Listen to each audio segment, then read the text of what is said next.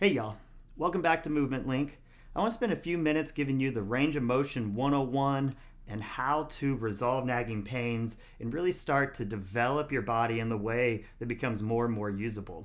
What we see a lot of and some real common mistakes is the term mobility gets thrown around and we forget all the other pieces that really go into making your body work the way that it should.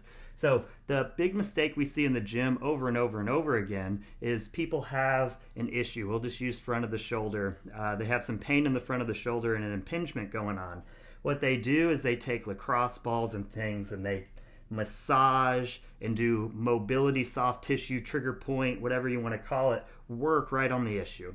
So that in itself isn't necessarily a negative thing to do, but it's just one of many tools in our toolbox that we need to be using as we attack these issues. So when we have nagging pains or we're limited in positions, the soft tissue side of things is usually the first place we go, but it's not the only place we go. So I wanted to give you a real quick rundown on the big picture and what this looks like and how we really attack these issues. So first place we always go is mobility.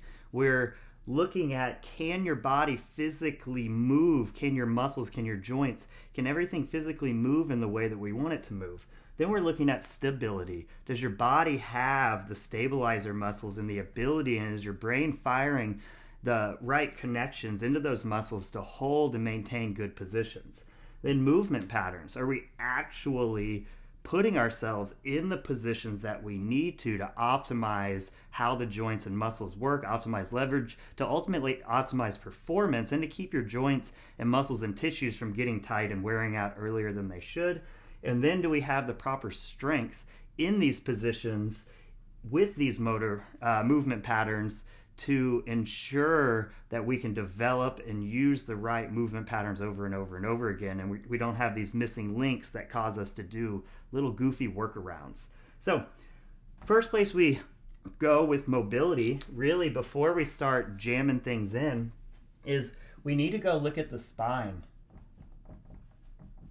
So spine's always first place we go. That upper back, its ability to extend up and to rotate, that's your thoracic spine, or T-spine as it's called, really contributes a lot, especially when we're talking about shoulder position. But when the upper back and when the lower back is out of place, with lower back we're talking more about stability. With upper back we need that mobility. So usually the first place we go is just making sure the upper back is moving, because if it's not, everything else is going to be working around that position, and it's going to be causing a lot of stress on those things. So the next place we go is going to be joints. So we need to look at your shoulder and your hip and your ankle and your knee and your elbow and your wrist. So we want to make sure that your joints are actually in the right positions and moving the way that they should. Because if your joints are restricted, again, the soft tissue might pay the price, but we don't want to move on to the soft tissue stuff until we address and at least look at those things. So then the next one would be the soft tissue. So that would be more of the classic mobility that you typically think of, but we want to make sure we are going there, but we want to make sure we're kind of going there in this order. The other thing we want to make sure you're doing is that we're looking up and down the chain. So we have lines of fascia that run all around us. We're not just muscles, individual muscles in different compartments of our body. We're one big kind of sheet of tissue, and these muscles and tendons and ligaments linked together. So we like to look, if we'll keep the front of the shoulder example, we like to look up and down the chain, and we have these very specific lines of fascia that let us know what things are typically connected to other things. So as we're doing our soft tissue work, we're not just focusing on the area that feels the restriction, we're focusing on all of the areas that are also related to that. So that's always the first place we go. We make sure that your body, your spine, your joints, your muscles and tissues are actually capable of getting into the positions that we need to. We need to improve that range. Once we improve the range a little bit, then we need to make sure that we have control over that range. And we need to do some exercises that improve the stability in these new ranges.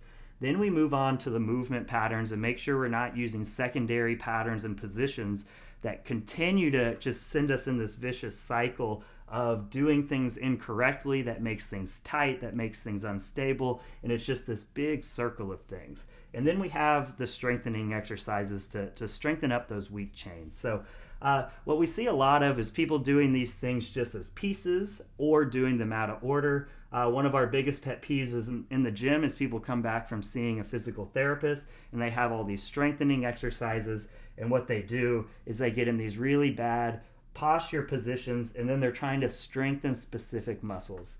But without taking these other things into consideration, all they're really doing is strengthening the ability to be in the shoulder rounded position and then strengthen that muscle. And it's not until we incorporate the posture and setup and then strengthening those positions that it really matters. So any one of these things on its own will be beneficial, but it's not until we take the big picture that we're really going to be moving ourselves in a direction that's going to be long-term beneficial and really have that big impact fast. So just like everything, it's all about posture, the squat, the push-up, and a jump. And when we run into restrictions, we need to have our plan on how we can resolve these. All right, talk to you guys soon. Bye.